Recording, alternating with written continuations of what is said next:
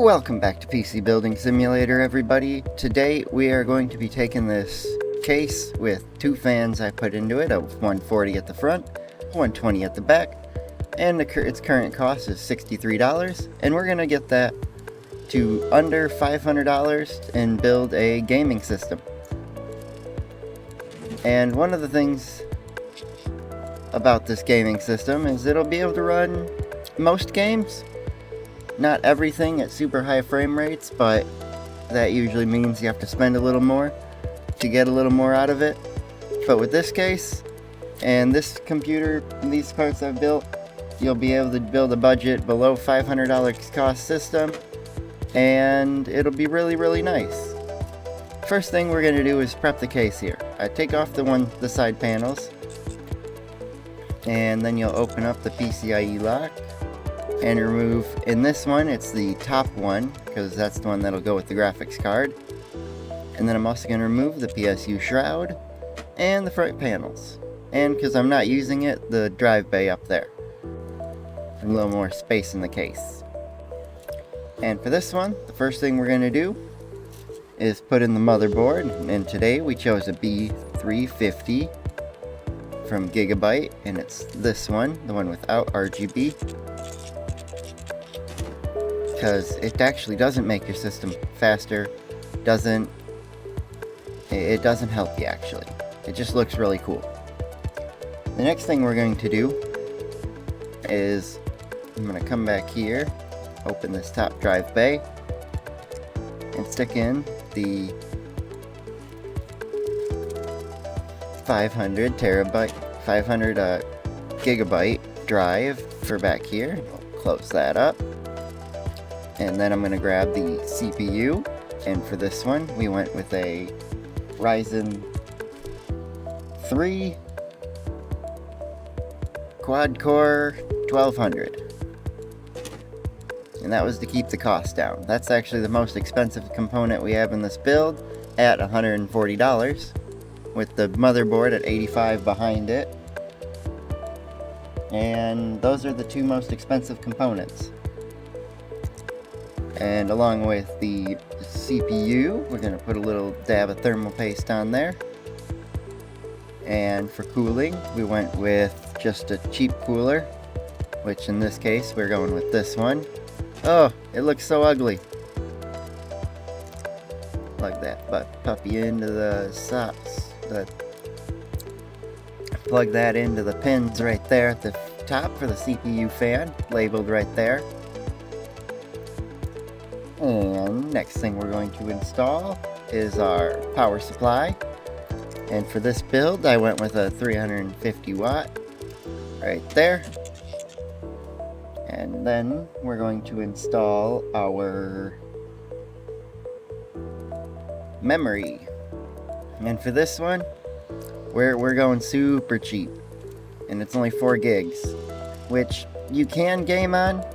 I might recommend you upgrading to 8 gigs later, or even get an 8 gig stick and then have a 16 later, if you want to even take that investment and spend a little more now for later save. But that's up to you. And lastly, the last and final part we're putting in here is a GT 1030, and we're going with the overclocked one right here, because even though they're identical and everything, this one's a little smaller size by 1 millimeter. Didn't even realize that that's how much smaller it was, but stick that right in there, and you have your case and system mostly put together at this point. Now we're just going to go and plug in. I'm going to plug this spot on the back of the hard drive will go down into the power supply there. This one up here will go into the SATA ports on the motherboard. The fan will go into a fan port on the motherboard, just like the other one up here too. The 8-pin power will go from the power supply up, or the 8-pin. Yeah. It's either a 4 or 2 4s to make it 8. And then lastly, the 24-pin power connector to the motherboard. And at this point, your system is basically all done. First thing I'm going to do after finishing it up though is I'm going to put that up there just to get it out of my inventory. The PSU shroud right there. And the front panel. And I'm not putting the side panels on just yet because we want to make sure this system fully boots up and everything's running right. I'm going to plug in the rest of the cables here. And that is all the cables. And here's the front panel connect. And moment of truth. Power button, power on, everything looks good. Booting up into the OS like I expected it to. And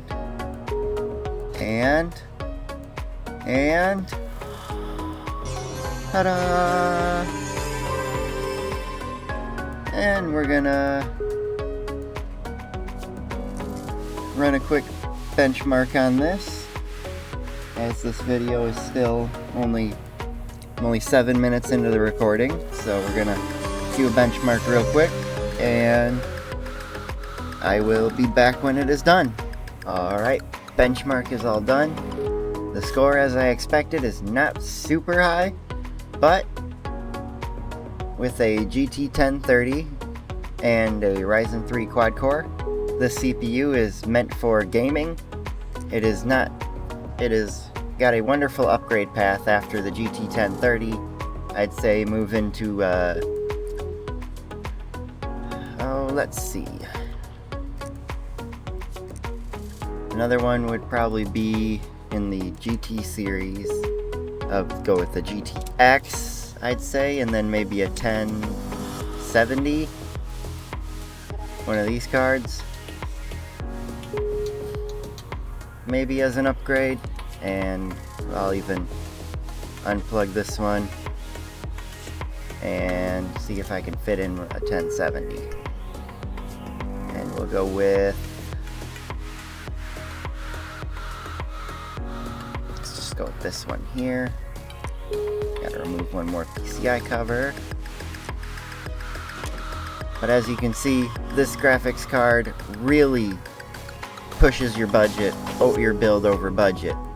As an upgrade, it brings the under $500 system to under $1,000, but not by a lot.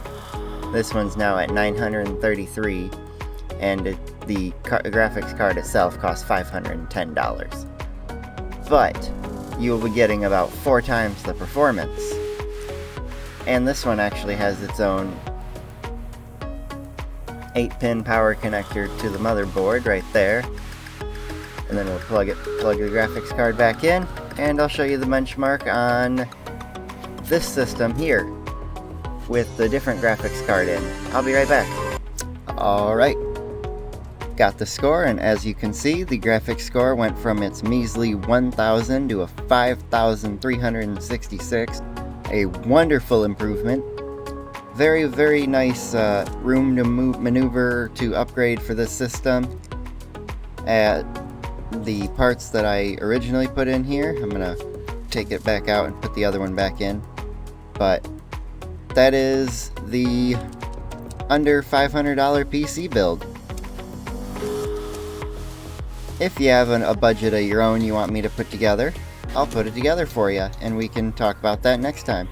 Leave it down in the comments below for me, and that's gonna wrap up this video. I hope you have enjoyed. If you have, obliterate that like button down below, and subscribe if you're new.